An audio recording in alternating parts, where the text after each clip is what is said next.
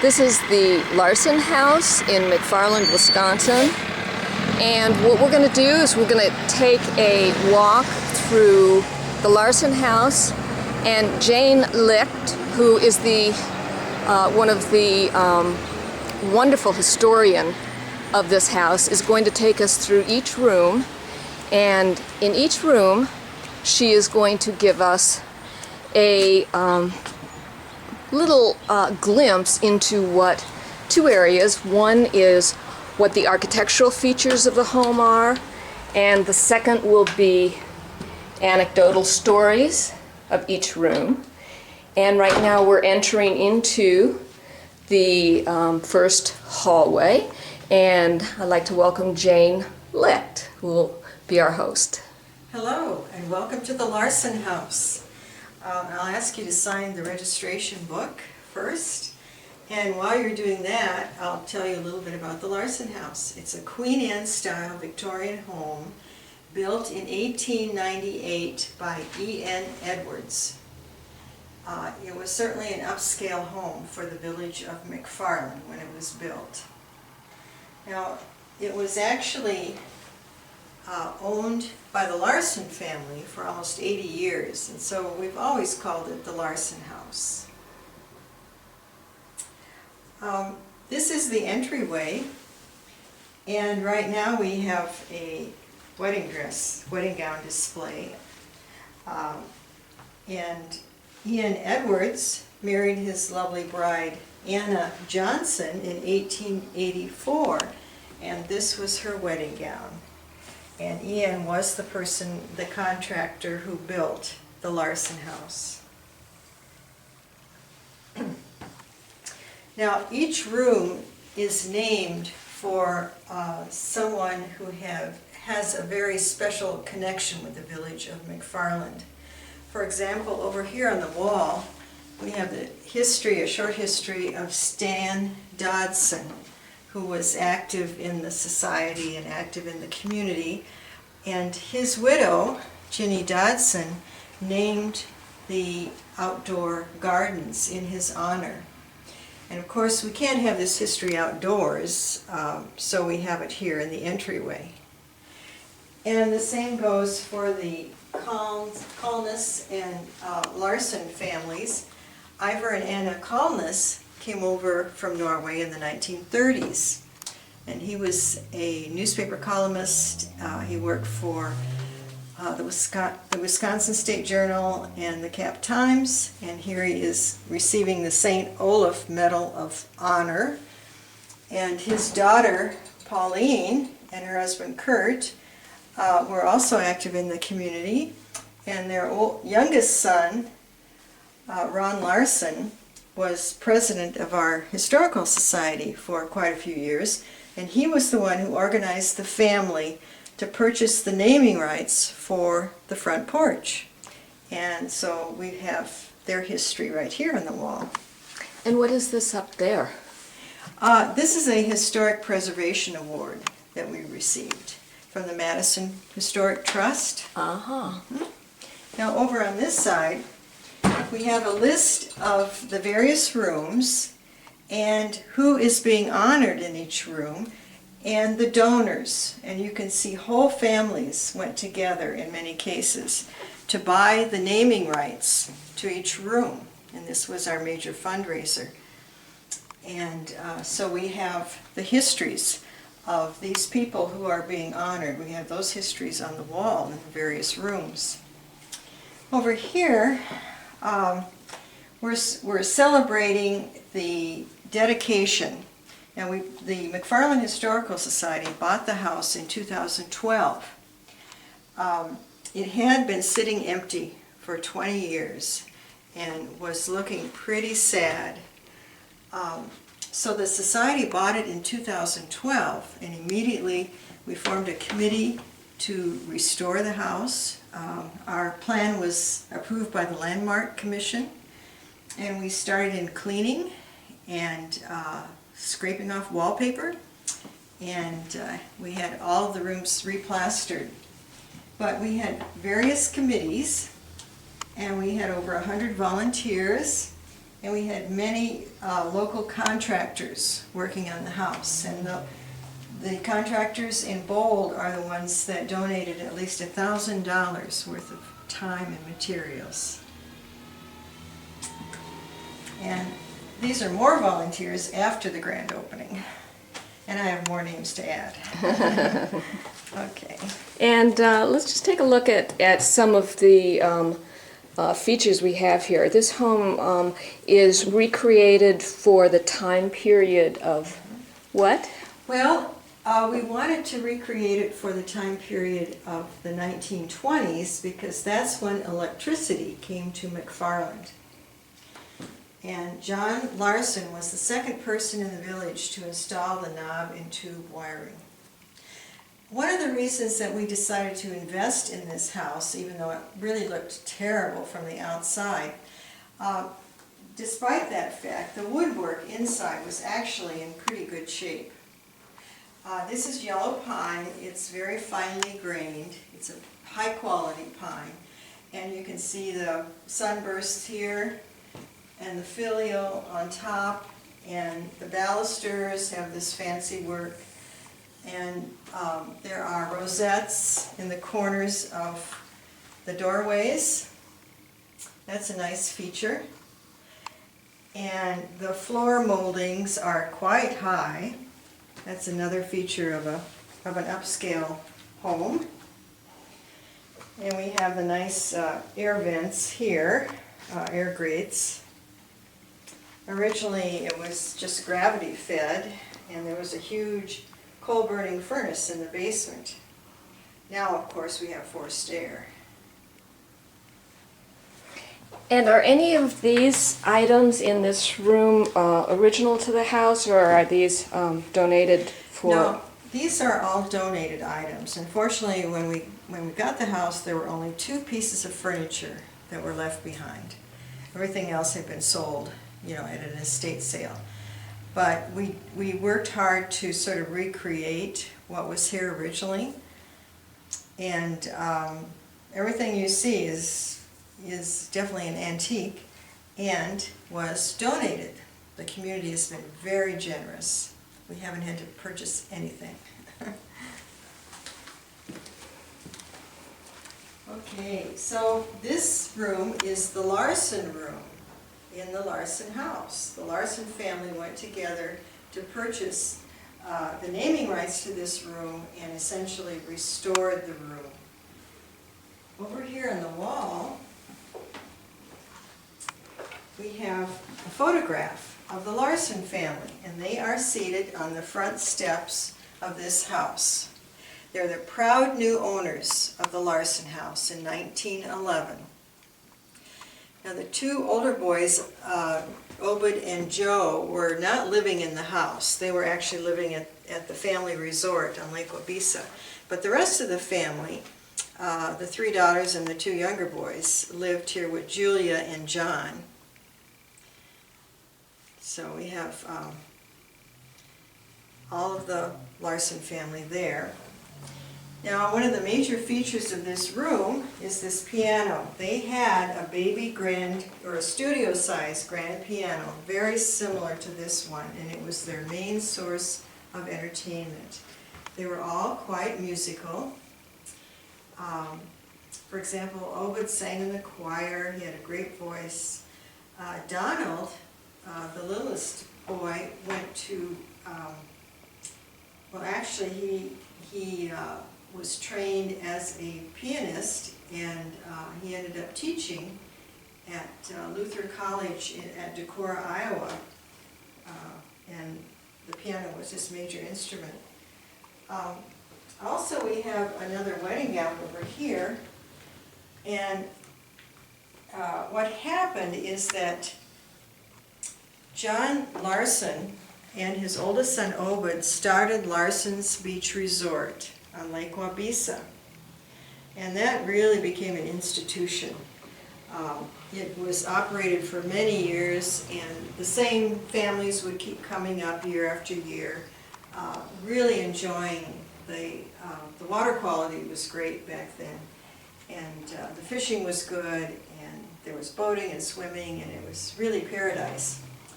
And eventually John retired and Obed took over, and Obed married Mabel, and he had 5 daughters. And the youngest daughter was Ruth, and this is Ruth's wedding gown, and Ruth's mother made this wedding gown. And this lamp here is in the style of the 1920s? It is, exactly. Mm-hmm. The only thing that's out of place really is this radio. The Okay. radio is actually a 1941 radio, Philco, but it actually works. Oh, It wow. takes a while for the big vacuum tubes to warm up. Wow. But and the reason we have that is because John Larson loved his radio. He did have a radio similar to that, and he'd listen to the news and other things. Okay, we have a picture on the wall. It's a Currier and Ives picture of ice harvesting, and this was done on Lake Wabisa.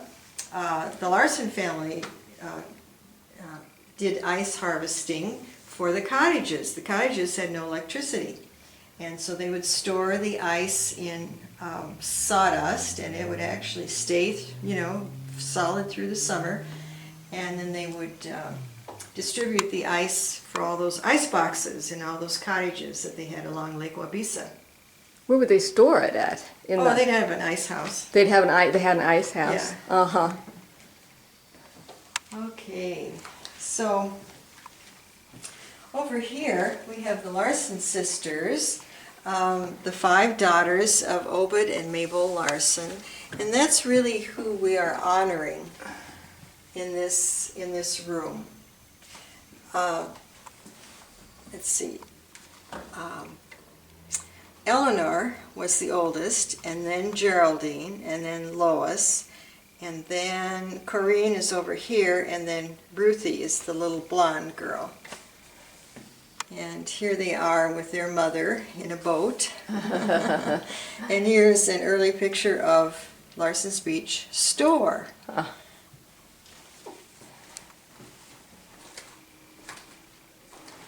And we actually have stories about each one of the 5 girls. They all had their interesting quirks and talents. And of course here is Obed at the store.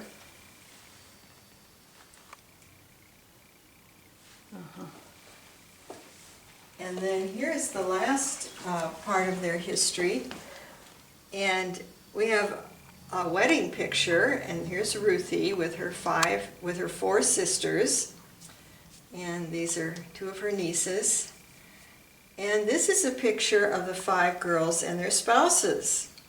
And 3 of the girls actually met their spouses at the camp. They stayed at the cottages, so they were campers. In fact, the girls would always look at the registration book to see if any cute boys would be coming. Yeah. And the 3 that married campers were Ruthie and Jerry, and who would have been the 3rd one? Let's see, Ruthie, Jerry, and Would it be Eleanor? was it Corinne? Corinne? I'm not sure. I don't know. But John, Ruthie's husband, was the one who organized the family to purchase the naming rights to this room. Now, up above, we have a mural, and that mural was painted back in 1920. There was an itinerant artist who was going through, and he happened to know John Larson, and so he stopped, and he had all these different patterns that he could paint. And so John let his middle daughter, Bertha, choose which pattern, and this is the pattern that she chose. It's called the Buttes of Montana, but the only buttes are along this wall over here. Okay, and we're gonna. Otherwise it could have been, And do you know why she chose the Buttes of Montana? Well, it's because it reminded her of the land that they owned. They owned a farm in North Dakota, and it reminded her of that. And this light. Was this original? Let's take it home. Yes, this is an original chandelier. It was here. The bulbs were here, but the chandelier itself was black because of the coal-burning stove that they had. So we polished it up and got those lights shining again. And the settee, is this in the age, what age period is this settee? It's from the 1920s. It would have been a 1920s, indicative of the 1920s. Yeah. And we have what platform rocker, would that be called? Yes. From the 1920s. That's correct. And a nice little cabinet there. Yeah, this is a music cabinet. Oh. And we do have music inside. Oh, okay, so that goes really well with the music room here. Yeah. Yeah, in fact, I think that there's an old one here that's actually from the Larson family. Oh, Yeah, it says Joseph Larson. wow. And that's material on the top. Yeah. So it was even It's pretty fancier than old. paper. Yeah. Okay. All right, so we will go into the dining room. So this is the dining room, and we know that the Larson family had a table similar to this, a long table with the corners cut off, and, you know, lots of chairs. They would use this dining room for Sunday get-togethers, the whole family, and special events, you know, Christmas and so on. And each person in the family had their own coffee cup and their own saucer. And it's kept along the wall here. Huh. And we know that the Larson family did have a buffet similar to this. One nice feature of this room is the fact that we have a pass-through cabinet. And by pass-through, you mean? Well, you can wash your dishes in the kitchen and then open the doors in the back. Uh-huh. And then set your dishes in from the kitchen. Uh-huh. If you want to, and then they're all ready to go, Uh-huh. you know, for your next meal. So, yeah, this is a lovely set that was donated. It's French Haviland china. It's very nice. We do rent out the Larson House, but we don't let people use that china. Okay. We do let them use nice, you know, period china or vintage china, but not that. Uh-huh. Now this particular room was named for McFarland State Bank. And over here, we have a light switch. It has a little thermometer and it says McFarland State Bank on it. This was one of the items that McFarland State Bank would, you know, give to their customers. At what time period was that also? Well, we think this is from the 50s, actually. That's probably from the 50s. Yeah. Uh-huh. But McFarland State Bank was organized back in 1904. The people thought it was kind of a stain on civic pride to not have their own bank. They'd have to go down to Stoughton or into Madison. So they organized their own bank. And early on, they hired a young man by the name of Homer Vick. And he was 15 years old, and they paid him $2 a week. They thought that was sufficient because he still lived at home. So, but he apparently he was very good at his job. He rose through the ranks and eventually became bank president. Now he led the bank through the Great Depression. McFarland State Bank was one of the few small town banks that did not go bankrupt during the Great Depression. Yeah, it was solid. So the fact that Homer could speak the native Norwegian language helped. And the fact that they were, the board of directors and Homer were very careful about their loans that they gave, and people, you know, were very confident about that bank. And then, of course, the bank changed its look and location, and then eventually we ended up with a bank on Highway 51 headed by E. David Locke. But then in 2020, that bank was swallowed up by a larger bank. Mm. Yeah, so that was the end of the bank. But we have a nice display about the McFarland State Bank over at the museum. Now, another feature of this room, which is interesting, is this. This is a heat regulator. It does the same thing that this modern thermometer does. You can adjust the heat by, adjusting these chains that go down, and they can open or close the flues on this giant coal-burning stove or coal-burning furnace that was in the basement. And before we leave this room, very interesting wallpaper. Yes. Can you tell me about that? Well, this was the only wallpaper in the house that was worth saving. Unfortunately, most of it was just hanging in shreds. And one of our volunteers, who was very good on his antiques, said that this wallpaper would be appropriate for the 1920s. It would not have been appropriate for 1898 when the house was built, but it's fine for the 1920s. Mm-hmm. So we decided to keep it, and then we've got a very pale pink lower part here. And this is new plaster.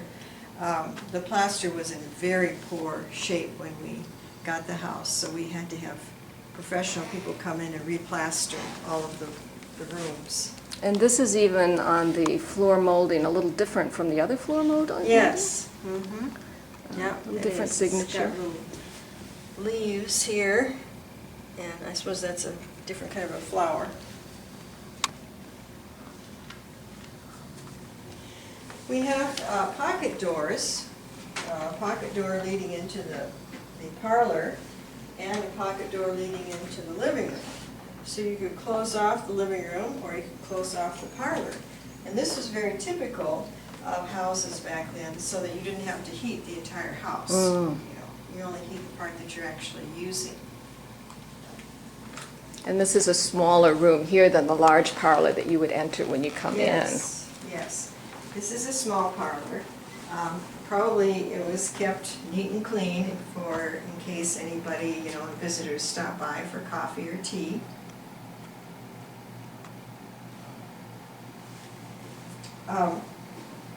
Now, on the wall over here, we have an ancient psalmodican. It was used in the early Norwegian Lutheran churches until the church could afford to have a pump organ. It only has one string, and it's played with a bow, and it's played by number. There are numbers all along here. And it was laid down flat on a table. Now, it would just simply keep the melody going. But in order to really sound like something, you would need to have a quartet. Then it would actually sound like something. And we had a group of ladies, Elsie Thompson and two of her daughters and her niece Bertha had this psalmodican quartet. And they were they'd have 4-part harmony, and they would sing Norwegian folk tunes. And they would go all around the Midwest, and they were quite popular back in the 1930s and 40s. They even went to Washington, D.C. and played for the president. Now, Bertha is one of John Larson's daughters. Yes, Bertha is John Larson's middle daughter. Middle daughter. Mm-hmm. Right. So she must have picked that up through family heritage somehow. Yes, yes. Would you have any idea of how old that might be? Well, it would be late 1800s. Uh-huh. Mm-hmm. Psalmodican. Yeah. Psalmodican, a different Yeah. word for us today. Right, psalmodican. It's Mhm. P-S-A-L. P.S. And that would have been the Norwegian word for it, would it? Probably. Which is probably the only word they ever had for it. Yes, probably. Yeah. And we have some interesting things that we don't quite see anymore, which is Yeah. used for what? This is a pickle jar. Pickle jar. And this is a vinegar jar. It's Vinegar quite jar. large. And then this would be for salads, the vinegar and all sorts of things here. Uh-huh. Yeah, so, yeah, those are, And that was fairly common and standard in Yes, in it was. households that we don't see It was, nowadays. yeah. Now this is a little lady's desk. You know, it's quite small, but the lady of the house could use it to, do her correspondence. And then it's a side-by-side because it's got the nice cabinet here, and we've got glassware, very special glassware that was donated, and it's all quite old. So Would you say this is crystal, or is just a glassware? No, it's all glassware. Yeah, it's not crystal. It's, May I open? Yeah. Get a little. It's cut glass. And I wonder, would this have come from the United States, or would they have brought over some of this stuff from Norway if they? I think this was all made in the United States. Now, this is, all of this stuff is ruby red, King's Crown ruby red glassware. And the company that made this was formed in the mid-1860s. 1860s, Right. okay. And then in 1966 it went out of business. Wow. Wow. So, And these spindles on this type of a furniture here, is that indicative of? that's indicative of something that's actually quite old. This would be probably mid-1800s. And, you can see the claw feet on the bottom. They're quite special. And this settee is also quite old. It's from the mid to late 1800s. And these two chairs are about 1900. That's East Lake design. East Lake design, and you Yeah. can tell that pretty much by the Yeah, it's kind of squarish. squarish and the little ornate on top. And it's, rather ornate. We have the wheels on the bottom there. Yes.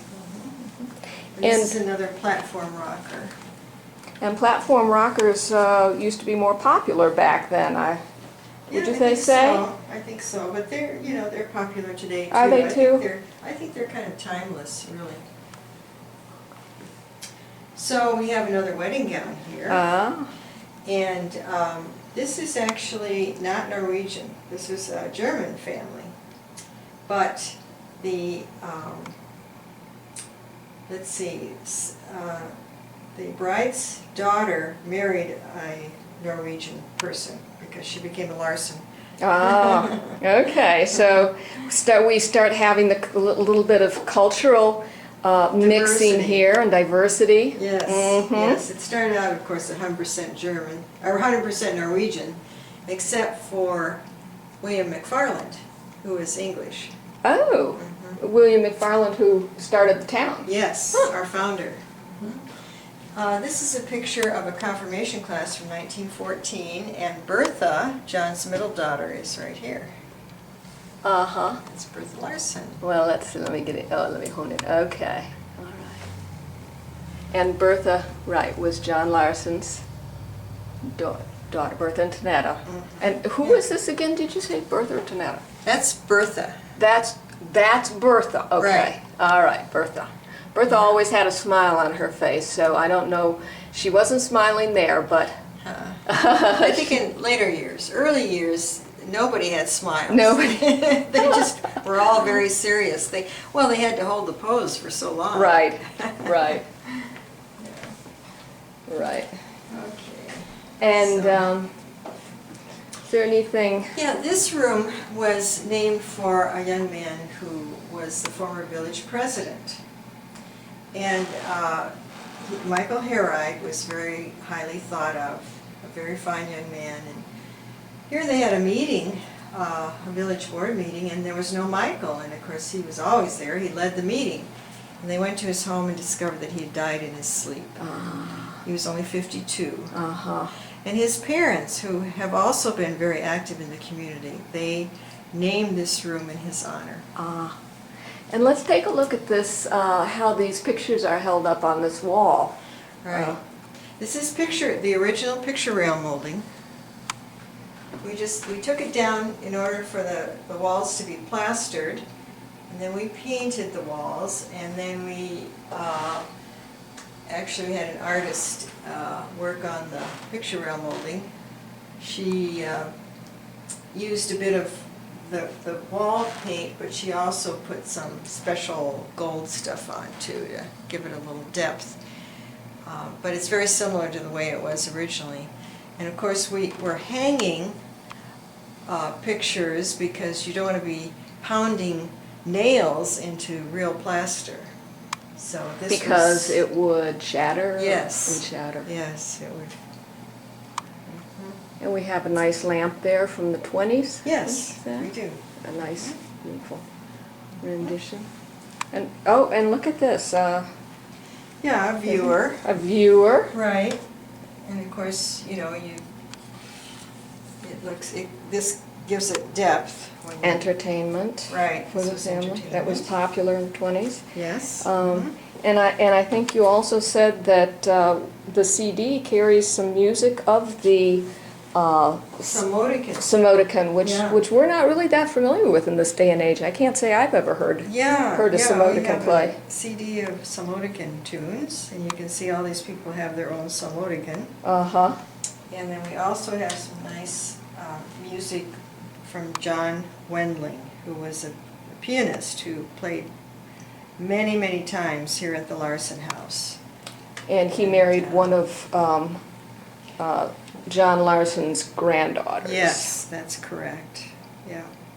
And I see this is Precious Moments from the Lord. Yes. I know that this family was always a very religious family, and were active in the McFarland Lutheran Church here? That's correct. Is that, That is McFarland correct. Lutheran Church. John Larson would, come rain or shine, no matter the weather, he would walk to church from here. Walk to church, and Oh, yes. how far was church? Well, it would have been about half a mile. Oh, that's all, Yeah. half a mile, okay. Yeah. And his whole family would go with him, I'm Yes, assuming, too, yes, because... right. Mm-hmm.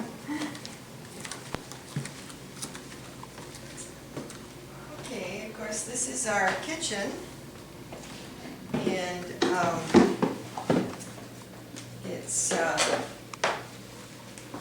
it's a nice, bright kitchen. We're not sure when the wainscoting was applied, probably not, initially. In fact, this sink is actually from the 1930s. The Larson family got indoor plumbing in the 1930s, so this is really a bit too new to be in the 1920s category, but we did not want to give up our sink because originally they had a dry sink here, and they used their little hand pump, which went to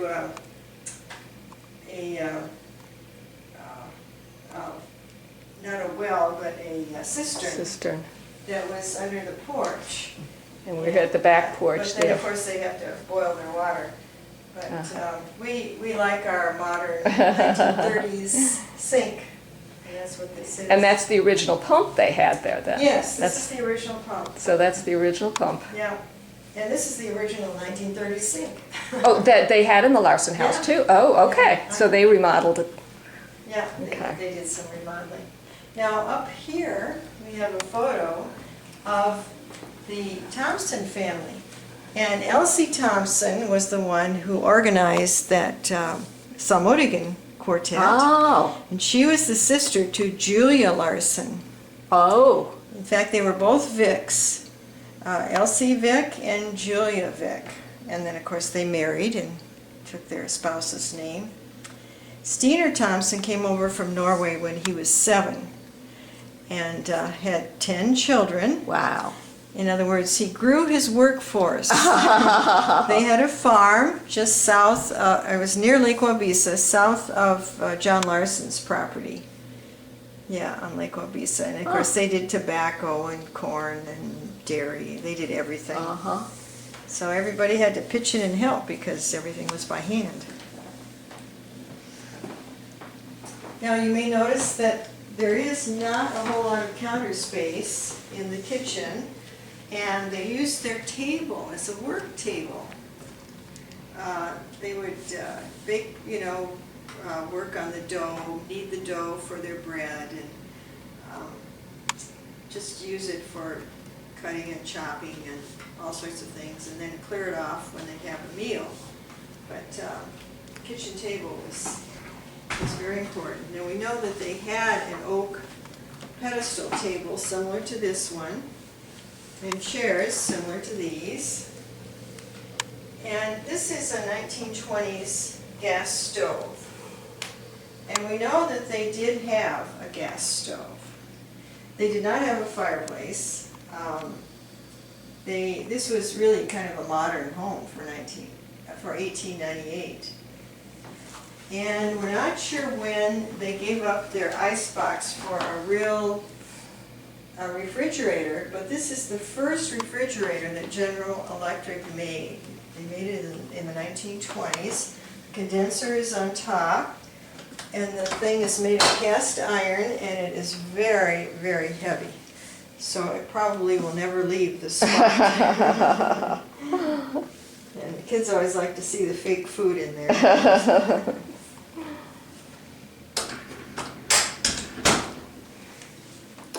So, and I think there's something over there that's really interesting behind that sign. yes, let's take a look here. This is a toaster. It's an automatic toaster. How about that? It flips the toast. All right, let's see how this works. Ta-da! Wow. So you do one side and then you do the other side. And it's a two-sided Yeah, it's two-sided. machine It's too, got one so back they here. You can do two at a time. Yeah, that's really special. So this particular room was named for the Thompson family and also the Davis family. Now the middle guy over there in the lighter coat is Conrad Thompson, and here's Conrad in his later years, and he married Gertrude, and they had Anne, and Anne married Howard Davis. And here they are with their children. And shortly after this photo was taken, Howard dove into Lake Wabeesa off of Larson's Beach Pier and broke his neck. Oh. And he became a quadriplegic. So Anne had to hustle around and get a job.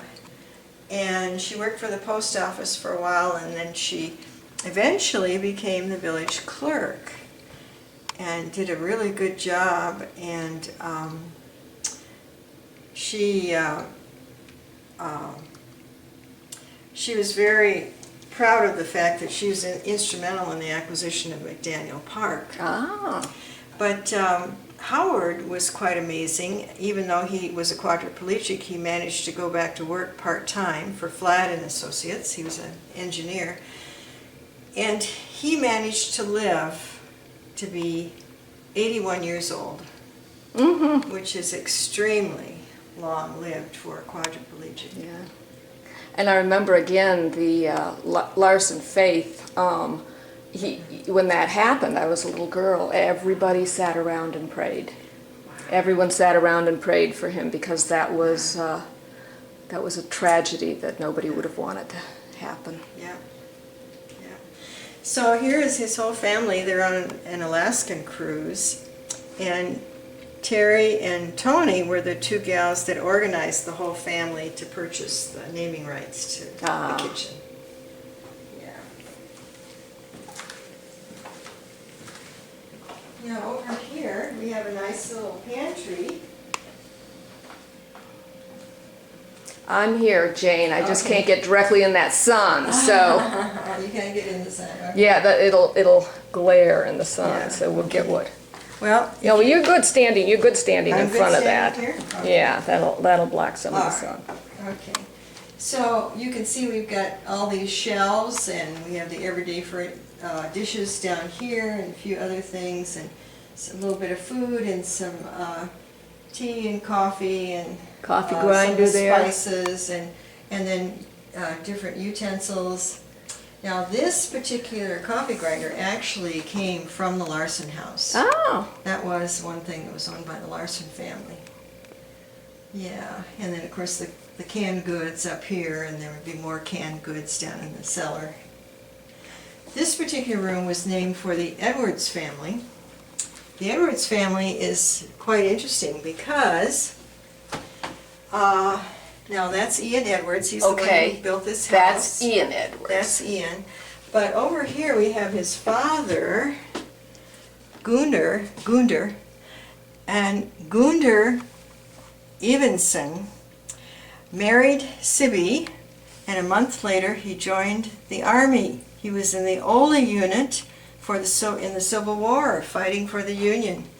And he was worried that he wasn't going to get his mail from his lovely bride, you know.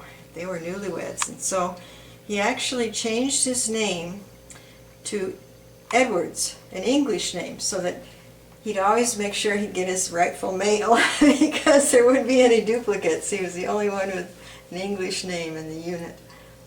So there were Eversons. Yeah, Everson and Everson? and Avenson. And Avenson. Yeah, Evenson and Avenson. Avenson. They spelled it both ways. So he changed it to Edwards. So He did. He'd get his mail Right. of his From his family. Yeah. Okay. So one thing about this room, I remember, is you say there's not a lot to place to bake, but there was one thing Bertha particularly liked to make. Yes, Bertha liked to make donuts, and apparently she was quite good at it.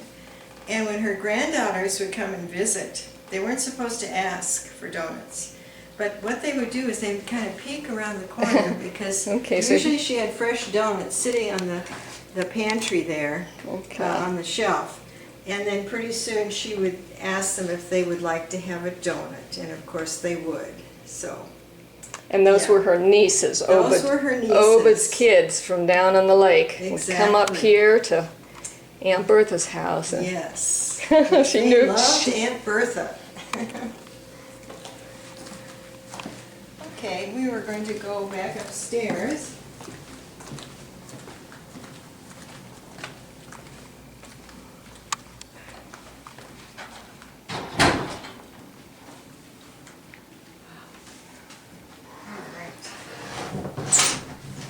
And there's you can't see it on the film here, but this window has stained glass in it that was of the time period of you get a little coloring.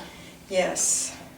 I see we've got a little crack right here, but originally we had lots of cracks. And Dale Marsden, who's the president of our McFarland Historical Society, he's actually an artist, and he restored that to get it to looking, like it did originally.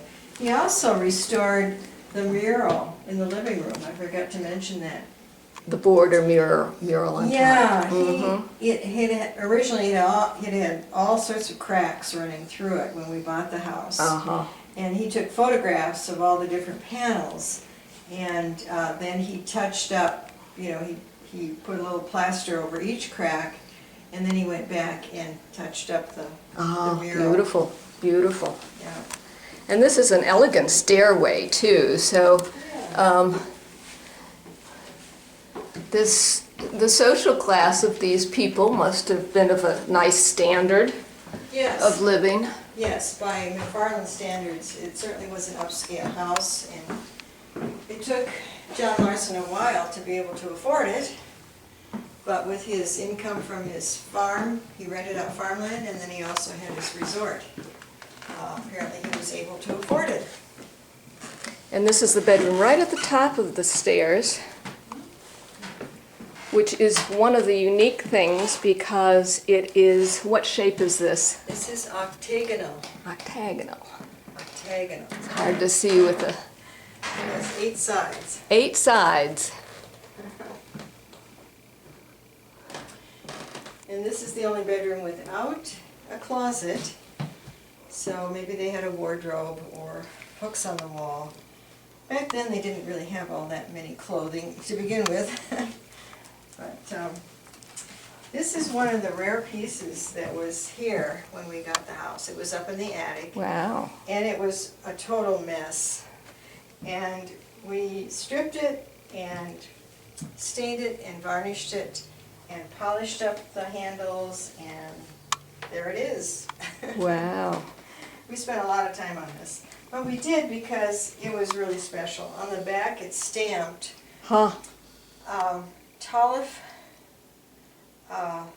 T. Lewis McFarland. And Tolliff Lewis was the furniture maker in McFarland from 1900 to 1935. So we know that John Larson bought this from him. Uh-huh. Yeah. And there's a couple of things that are also original to the daughters of John Larson. Yeah. Yes, this is an evening purse that was owned by Bertha Larson. Mm-hmm. Yeah. So that's, and then we have another little compact purse here, and that's initialed. The initials were for Sigrid. Oh. I don't know why they're SS, but that was Sigrid's Huh. evening purse. How Little about coin that? purse, and that's probably from the 20s. Yes, Sigrid. Oh, Sigrid. Oh, no. Skagen. Mabel Larson's sister. So that's Yeah, she was a Skagen. so Mabel Larson married one of John Larson's sons, the oldest son, Obed. So that was Mabel Larson. Okay. All right. Other lovely, lovely items from the time period. Yeah, and you can see we've got the heat vent here, Uh-huh. and you know, it's really nicely done. And more decorations in the corners. This is a little plainer than what we have downstairs. The floor is also a bit plainer, it's just wood planks, whereas downstairs we have maple floor. So this was probably painted at the Yes. time. That was Yes. a plain board that was Right. painted. Right, you have the fancy stuff on the first level, and then on the second level it's not quite so fancy. So this room was named for the Nelson family, the Helmke family, and the Locken family. Ole and Mary Nelson came over from Norway, and they had a farm out on Elvium Road, and in fact, our horse farm is part of their larger farm. Huh. And eventually they wanted to retire and move into the village, which they did. They had a little house on Main Street, and their daughter, well, they lost one daughter to diphtheria, and the son they lost to World War I, unfortunately. So their only daughter, Dorothy, and her husband, Chester, took over the farm for a while, but he was a victim of mustard gas in World War I, and he really never quite recovered from that, and they ended up taking him to King, Wisconsin. Oops, you're stepping on it. Oh, I'm so sorry. I just moved that. They took him to King, Wisconsin, and he spent the rest of his life there. So Dorothy and her 4 daughters over here had to move in with her parents in the little house on Main Street. It was kind of crowded, but they managed. And the 2 middle daughters are twins, and they had a lot in common. They were both very good students. They both went to the University of Wisconsin. They both were teaching majors. They both married Lutheran pastors. Huh. And the oldest one, Crystal, she retired from teaching. Her husband passed on, and she came back to McFarland. And she bought out the rest of the family from that house on Main Street, and she lived there, and she was very active in the community. And this happened in 2006, and then she was the one on the board of directors for the McFarland Historical Society, the first one who said we ought to buy the Larson House and restore it. And so the board agreed, and they started fundraising, and Crystal was getting ready to give a big donation to the society for the Larson House, and she died suddenly in 2010. But her 3 children knew about her interest in the Larson House, and they gave the donation for her. Oh. So that's why we have